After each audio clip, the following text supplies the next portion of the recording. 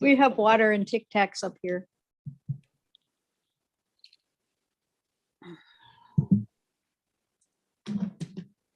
There she is. Okay, it is 6 o'clock, 6:01. Call the May 23rd, 2022 study session to order. All council members are present in one form or another. And I would like to make sure, Jeff, are you ready to go? There we go. All right. First item on the agenda tonight is transit in Sumner. Good evening, Mayor. Community Development Director Windish will be going over some information regarding the history of transit and discussing some steps that staff has been working on to expand services to the city. So I'll turn it over to Ryan. Jason, good evening, council and virtual world. I'm going to share my screen here. Strange being in person, sharing my screen. We'll see if this works. I need to start.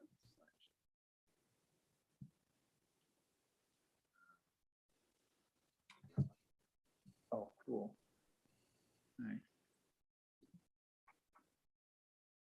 Get my mouse where it's supposed to go. So just grab this. Okay. Yeah.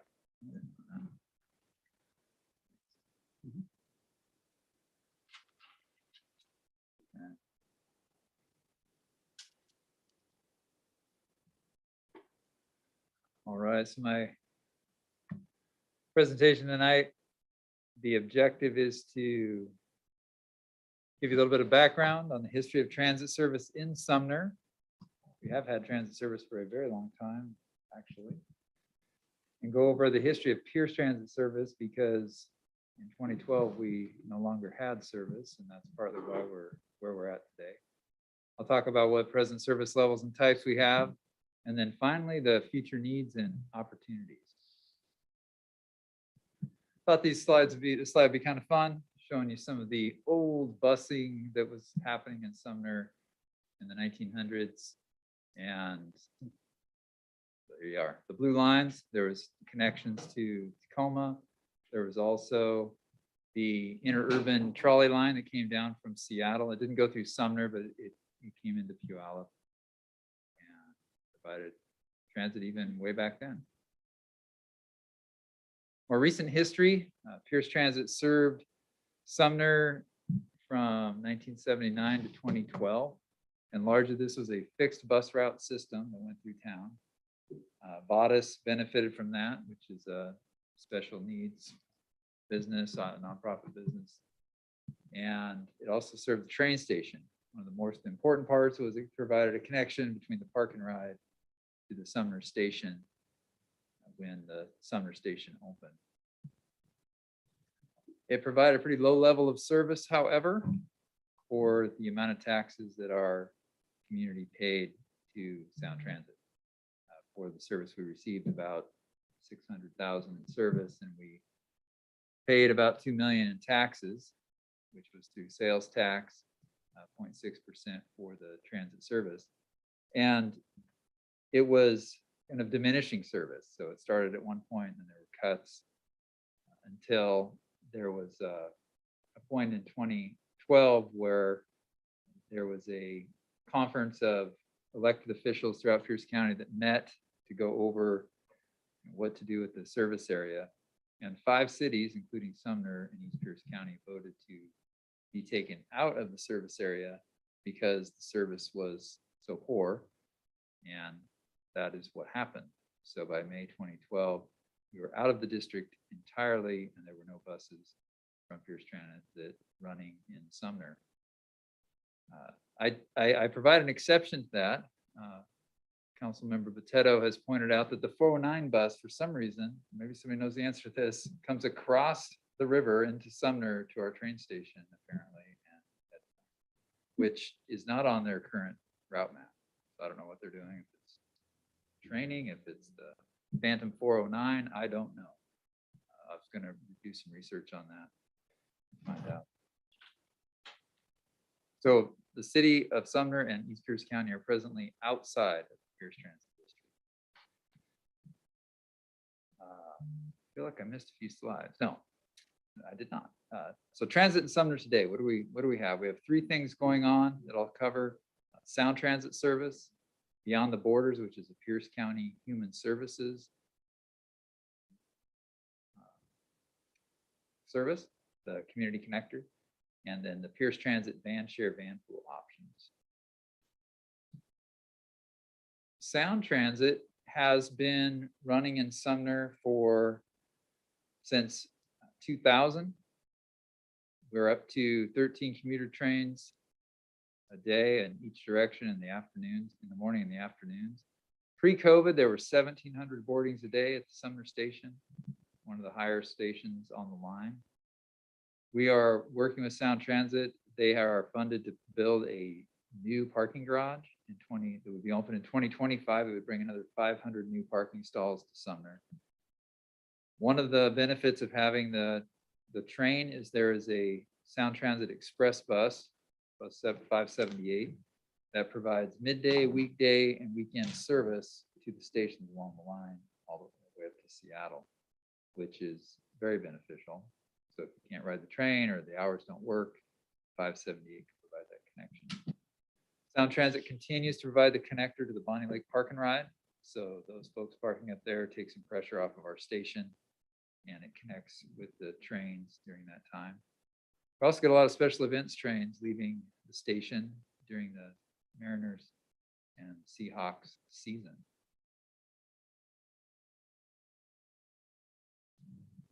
Beyond the Borders Community Connector, as I mentioned earlier, it's operated by Pierce County Human Services.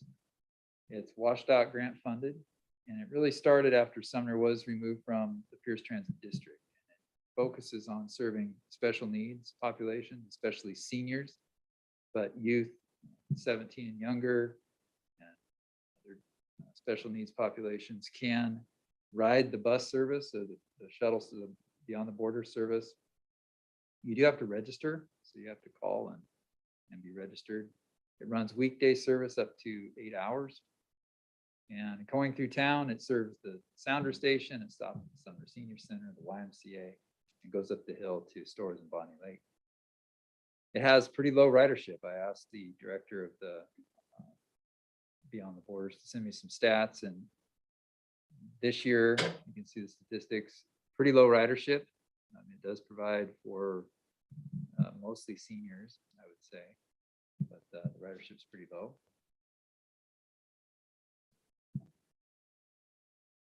Pierce Transit van pool van share. This is, interestingly enough, remains an option even though we're not in the Pierce Transit District. If the trip originates or ends in Pierce County, then you can use a van pool or a van share to do that. And one of the things that we have seen is this could be a potential connector between the Sounder Station and our employers up in the Manufacturing Industrial Center. We have pitched it a few times. This spring, we did 2 outreach efforts to try to get businesses to come to basically a Zoom webinar to learn about the service. And mainly I pushed for that because they changed the billing to a much simplified system. It's a pay by the mile, which is an incentive for employers so that they're not having to go through too much red tape. Some of the feedback I got from the employers is it just seemed like a lot of red tape to have a van pool. Mr. Windisch, could you speak a little louder? Yes, absolutely. It's hard to hear. Absolutely. Yeah. So instead of it being more complicated, it's now a pay by the mile service. And we will continue to market that and promote that in partnership with Pierce Transit, but it has not been a real popular option.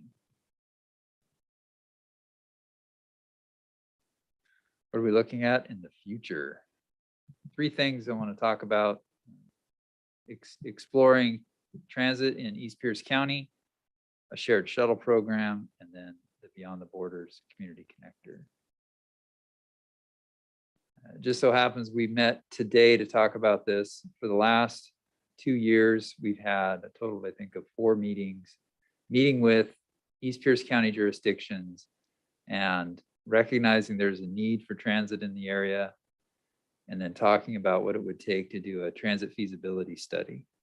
And we've come up with a fairly complete scope of work in partnership with Pierce Transit and a $250,000 budget.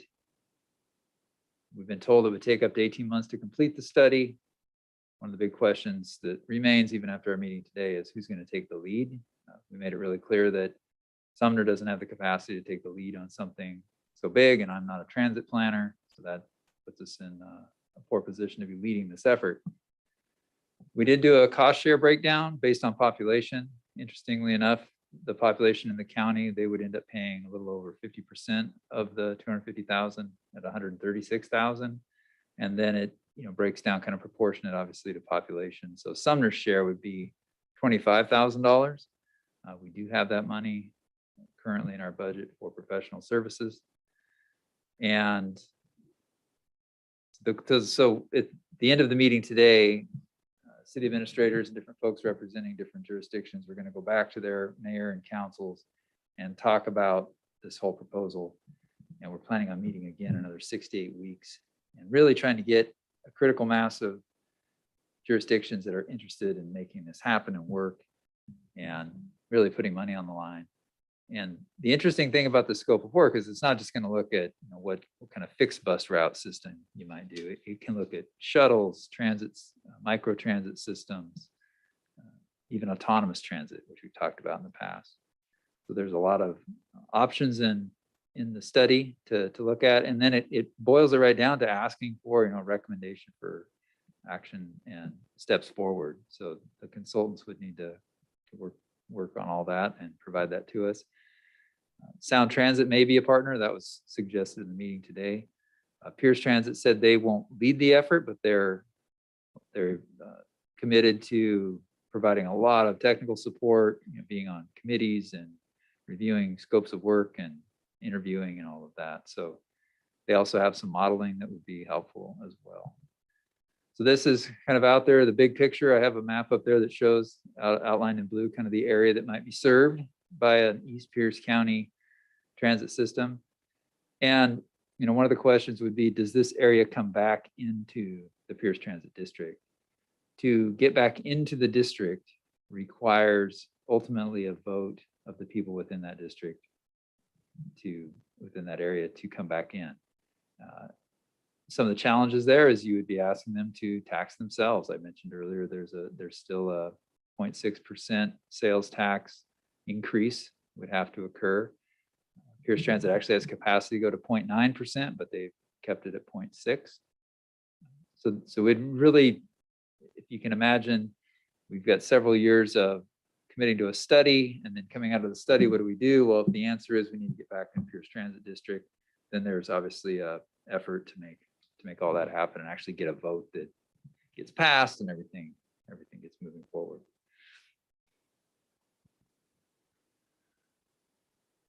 Recently, we sat down with the company and talked about a shared shuttle service.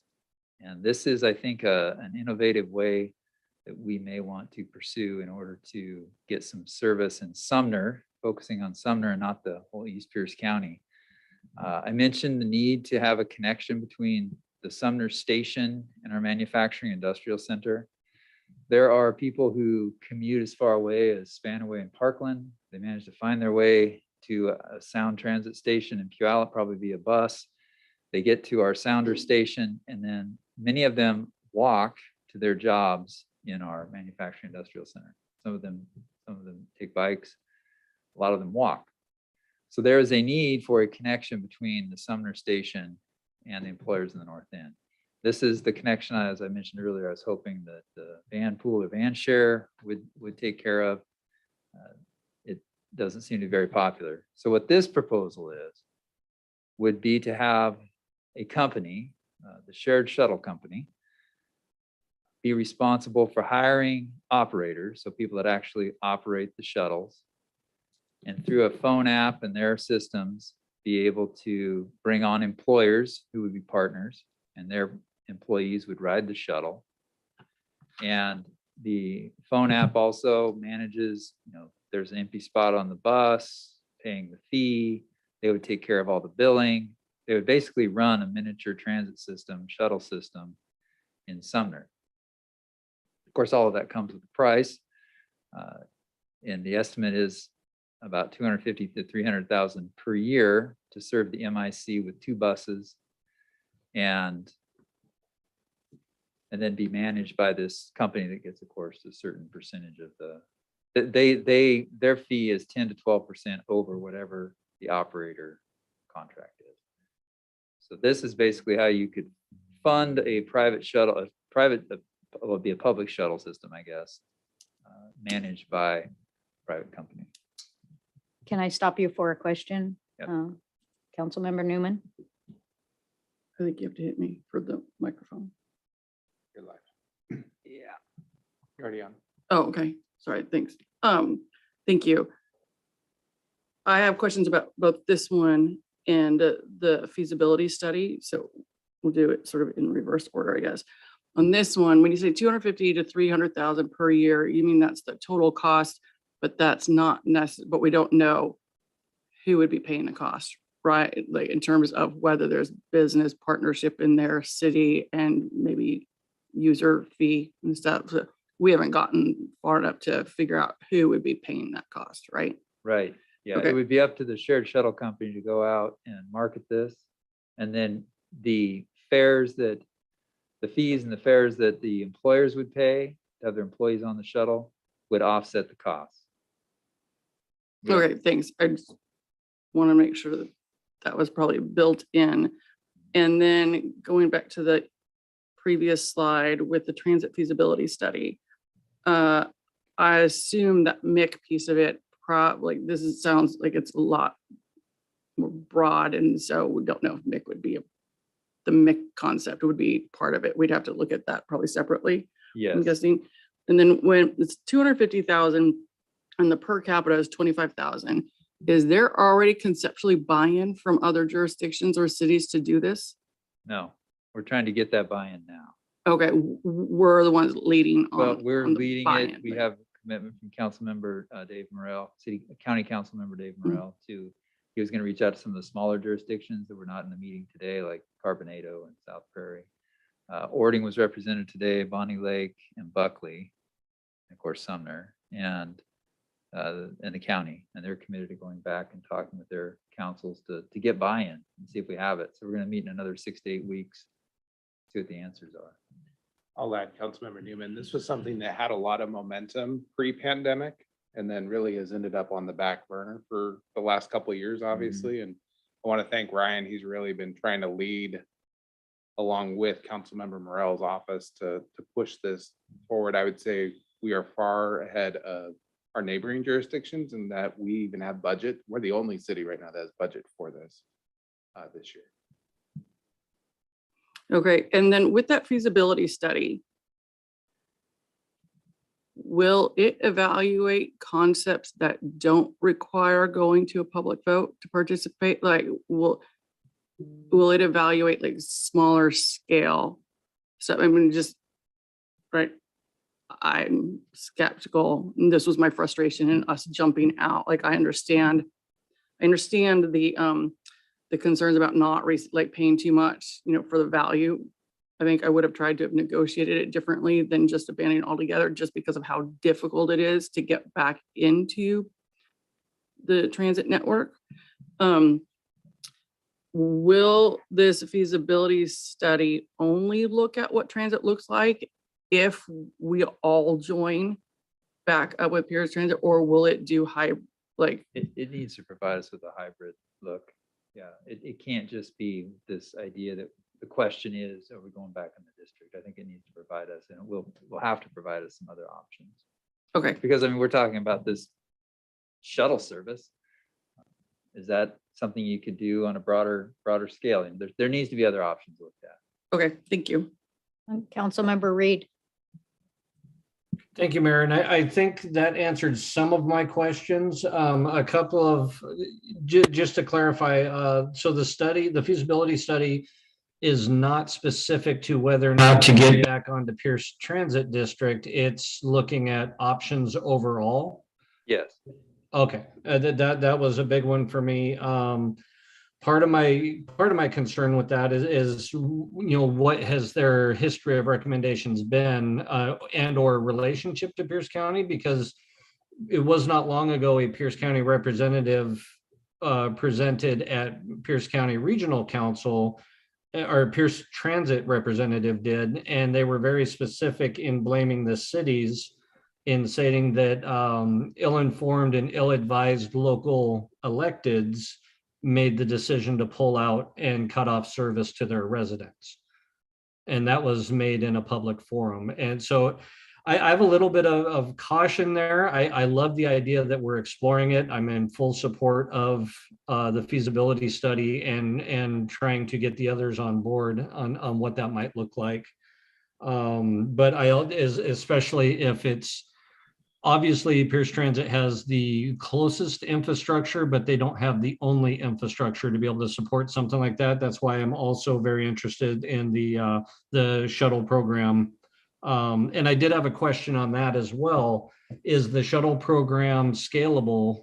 I know some of the primary focus would be to serve our industrial center, but also would it be scalable to provide some type of regular service or loop service to the east side and or Winco and those regions as well? Yes, in our Councilman Reed, in our conversations with the company that we met with, they definitely said it was scalable. Okay. You could look at serving that kind of east-west connection to the train station, if that was the desire, or a loop, like you say.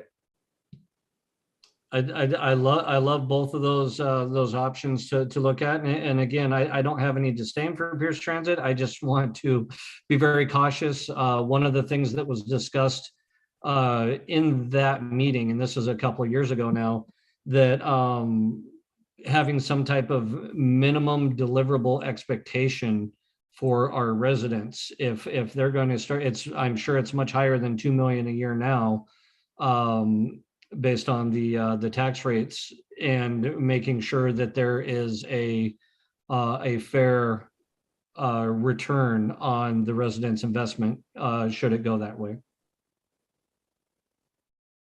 And that's all for me. Thank you. Councilmember Cole. Hi, so to me, what I'm seeing and hearing is that these programs are really for targeted population, whether it be employers, senior citizens, disabled, or younger people. What about the those people who just want to go to downtown Sumner in the middle of the day? Is there an option for them, it's like maybe through the shuttle service, for it to also include not only the employers during the commute hours, but also having it open to the general public in certain areas outside of those commute hours? Yeah, I think Councilmember Cole, the idea that this is scalable and could include other areas of the city is something we can explore for sure. Okay, I just see that there is a need for that. For me personally, I've heard that. For me personally, I participate, but also I've talked to a number of people who'd be interested in something like that. So I just want to share that piece. Councilmember Botetto. Yeah, I'm just curious about Pierce Transit's or Sound Transit's plans for Tahali. Do they ever talk about that? Because like the great service that they have now with bringing people down from Bonnie Lake, that bus probably will get back to full capacity. And then, I've been out to Tahali a couple times recently, and that, how much growth is there. And then how, when it does come time that the parking garage opens, are we already going to be under, the capacity is going to be too low. So I think we need to talk about how can we transport people from Tahali down here directly instead of, like them going to the Bonnie Lake Park and Ride. That's a great point. We have Tahale at our meetings talking about transit in East Pierce County. They were in You our do? meeting today. Okay. They have seen an adjustment, if you will, of people working from home. They don't know what the exact stats are right now. They did some studies pre-COVID that pointed to a lot of people in their community using Sound Transit. And now they're not sure kind of what the mix is, but they are definitely at the table because they recognize the need to make that connection for their residents. And so they are part of the discussions. Okay, well, that's good because we can't just ignore that that they do have quite a big impact on us. And will, I mean, I think there are about 3,000 built out up there now, and they're looking at 9,700 homes altogether or units It's like altogether. 500 a year that are Yeah. being sold, so. I Okay, think that's the main reason why Pierce County is interested in is at the table because they represent yeah, that being unincorporated, right? right, That's why they are so interested in helping with this to not only address Tahale, but the other large population areas that are Right. outside of a current city. good. Councilmember Stewart. Thank you, Mayor. Thanks for the presentation, Ryan. I just had a couple of questions. First of all, it appears, and I've got personal experience with both of these points that I'm going to make. When I moved to Sumner, I walked or rode my bike to the train station to commute north, and the reverse. It appears a lot of this is focusing on getting people around town or getting them from the station to the MIC or to where they work. I don't see anything focused on getting people to the train station at 6 a.m., for example. That's what fills the parking lot up is the early morning commute. So just throwing that out, maybe I'm not reading it correctly. The other point is years ago, I was a van pool driver in King County, and King County Metro organized that with the help and signed up a lot of both public and private employers. And I picked up 7 people on my way to work, and that cut down on traffic going to and from downtown Bellevue from the outside the area. So the point I'm making is it seems to me that, and maybe you're planning this, getting major employers to the table and getting them to help subsidize some of this stuff, giving their employees subsidies so they can sacrifice not having their car in the parking lot when they needed it. That's the big thing. So hopefully that'll all get tossed about and talked, and maybe somebody can make contact and get a game plan going. I don't, from what I've read, it's really good, the study you've done. But the question I've got is, does the city of Sumner really want to be in the transit business? And it sounds like that's kind of what we're taking the lead on some of this stuff. And I'm not sure that's really where we want to be. Thank you. Okay, go ahead, Ryan. So the shared shuttle program would be a partnership with employers in the North End, and they would be paying for their employees to ride it, and it would help offset the costs of the system. And then again, as I mentioned earlier, it does have the ability to look at this being a program that could be running east and west instead of north and south, connecting people to the station as well. And the other idea that we've talked about is internally is expanding beyond the borders with their service. I mentioned earlier they're WSDOT funded through a grant, and they serve a special needs population. In meeting with their director, the person that runs it, didn't hear a lot of interest or any interest really in expanding that for more general public use. And, we thought, well, we've got a system in place, maybe we could expand it. We'll continue to have that conversation and see where it goes, but for now, it didn't seem like there was an option for expanding that service. It'll remain in town, it'll remain doing what it's doing, but won't be expanded to operate for the general public. And we also had some interesting stats in the question, our budget survey question about paying for transit. And we asked for folks if they would be willing to pay each year for increased local transit service open for any use. And interestingly enough, we ended up with folks that didn't want to pay anything, not too interestingly there, I guess.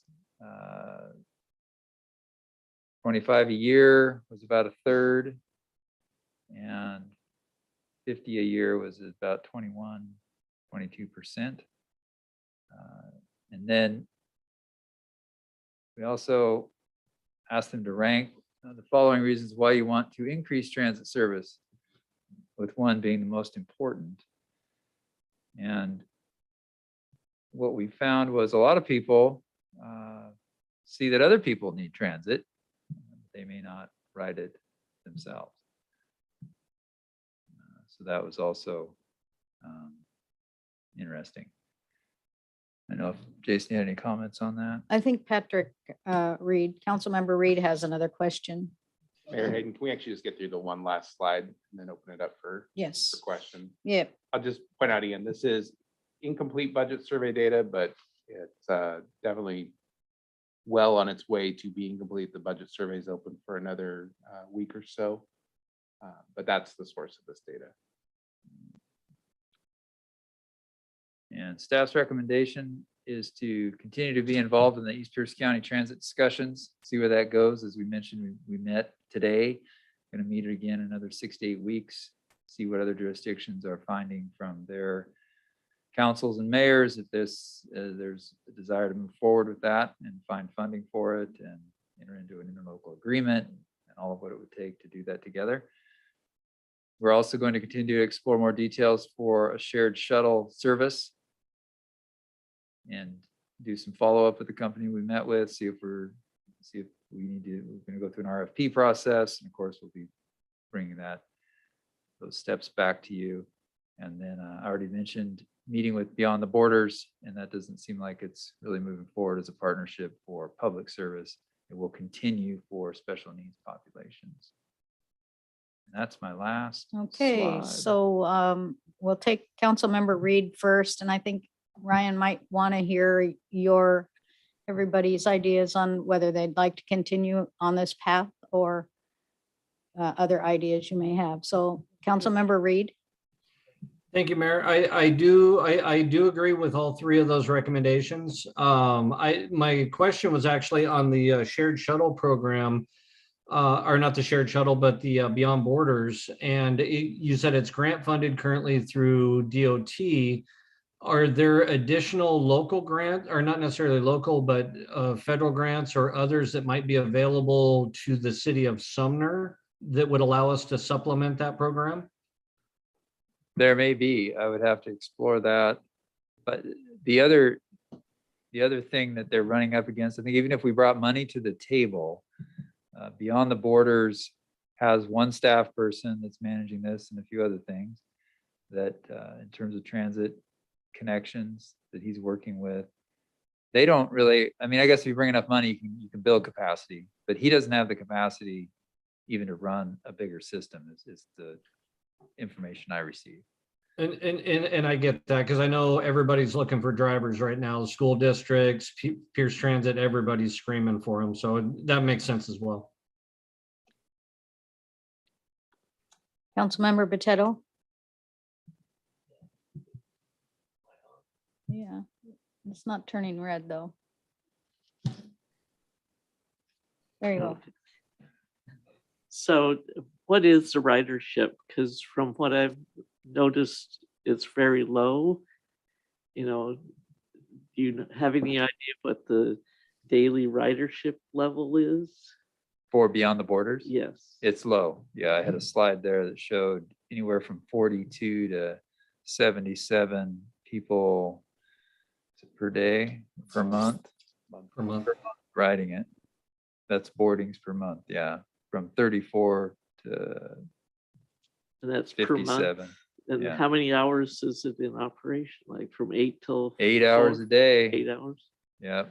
So it doesn't really seem like it's either not being marketed very well, or it's just not, there isn't the need. I'm sure there is, but if people aren't accessing it or getting to the train, don't they have to go to the train station, the Y, the senior center, and up to, do they go up to Walmart? They do. Yep. Yeah. They go up to Walmart. And so we did talk to him about how to market this better. Carmen and I actually met with the director and we'll have some more conversations about that. We thought, Carmen and I thought it'd be nice if the shuttle was wrapped in a little more cheerful color. Yeah. In order to kind of bring some attention, because it's kind of quietly Yeah. does its thing and nobody really knows it's even here. Yeah, Or marketing it. could If be there were better. even signs around town that you knew that this is where you could go pick it up. So. All right. Anybody else have anything to share?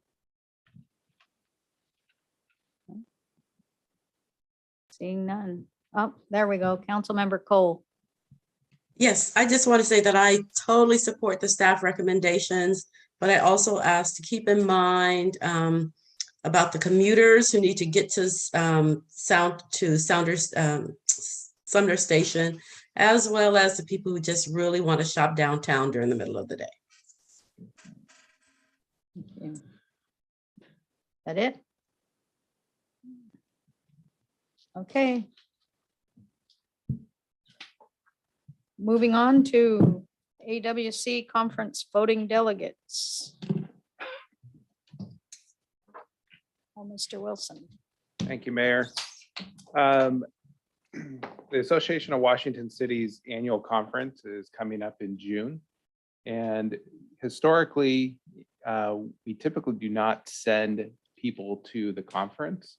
We used to, but there hasn't been a lot of council interest in attending. Mayor Hayden and I are attending this year. And as part of the conference, there is a business meeting. And per your council rules, the council has to delegate who the voting delegates are for the AWC business meeting. And each city in AWC gets to have 3 voting delegates per business meeting. And the only thing that's on this year's agenda to vote on, at least at this point in time, is voting on AWC executive board members. There's 2 ways. You can either attend the meeting in person, but AWC also offers a virtual option if one of our council members or 2 council members wanted to attend virtually and be a voting delegate. Staff's ask tonight is really referring back to your council rules, which says that you as a council must designate who these voting delegates are. And it needs to be done at a public meeting and by a majority vote. So the purpose of tonight is really to have that conversation as a group. So staff can go back and prepare the agenda bill for June 6th with a motion as to who you'd like to be those voting delegates. And those can be the mayor, a council member, or staff. I'll turn it back to you for some discussion. Yes, Councilmember Reed. Thank you. What are the specific dates of the conference? June 21st through 24th, and it's in Vancouver. And the business meeting is on the 23rd at 4 o'clock in the afternoon. So that's when the voting member would need to be available if they're doing remote. But does the voting member also have to be there throughout the whole conference? No, they do not. They can just attend the business meeting if they choose. Okay. So I would put myself up as a volunteer to be one of the voting members. I can't attend the whole conference, but I might be able to explore some of the virtual options, but I can make sure that I'm available for the vote on the 23rd. All right. Deputy Mayor Hochstetter? Thank you, Mayor. I think I would recommend that the mayor and Jason as our staff member, at least be two of the voting members, because they'll be there and their boots on the ground. And I'd also put my name forward to do the virtual on June 23rd from 4 to 5:45.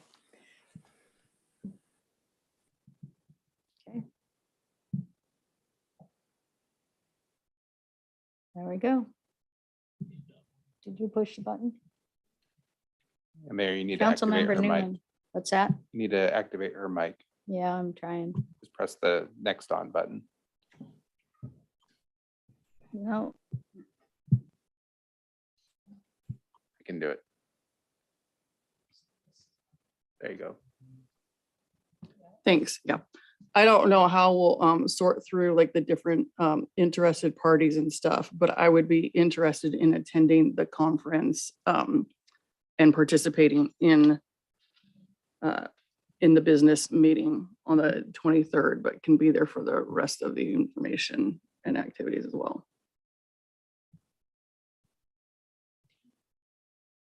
So Councilmember Newman, if you want to attend the conference, there is funding available. We should chat tonight so I can get you registered, and we'll need to work through that process.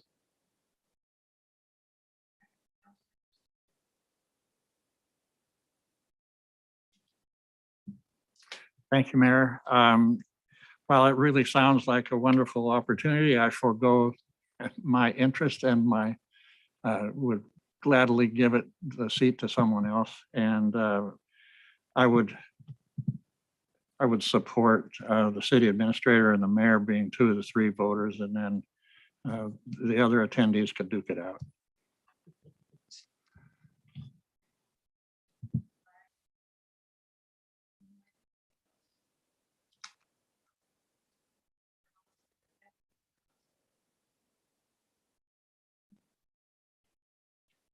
And Mayor, they can't hear you. You need to turn on your No. mic. There you go. Deputy Mayor Hochstetter. Are there any other council members wanting to attend in person? Because if there aren't, I suggest we make Charlotte Newman our third voting person if she's going to be at the conference in person. Thank you. She actually volunteered for that, so. Okay, Councilmember Reed. Thank you. And I misunderstood. So one of the three voting seats can go to the administrator, not just electeds? That's correct. It can be staff or elected. Okay, then I fully support you and the mayor as the primary two. And if Councilmember Newman is planning on being in person, I support that as well. All right, thumbs up from Councilmember Brown. Excellent. Well, I will prepare an agenda bill for our next regular council meeting on June 6th. And it'll just be on the consent agenda, and it'll designate the three of us as the voting delegates. All right. And we have no executive session, so we're down to administrator report. I just wanted to thank council for being patient with us as staff as we navigate a hybrid environment. There's always a learning curve to these things, and I think most of you, actually, I think all of you appreciate that. I also wanted to thank you for being flexible with last week and understanding why we needed to cancel the meeting. Our staff is definitely still being impacted by the COVID-19 virus. We've had more staff with, feeling the results of COVID, either through positive cases or direct contact that we've had throughout this entire pandemic. So it is certainly not over. And we will continue to follow CDC and Department of Health guidelines, as well as the guidelines put out by the Washington State Labor and Industries. So thank you for that. And that is all for me tonight. All right. Councilmember Potato. Did you have? So I noticed we're having our council meeting on the 21st, so nobody's going down to Vancouver till the 22nd, or?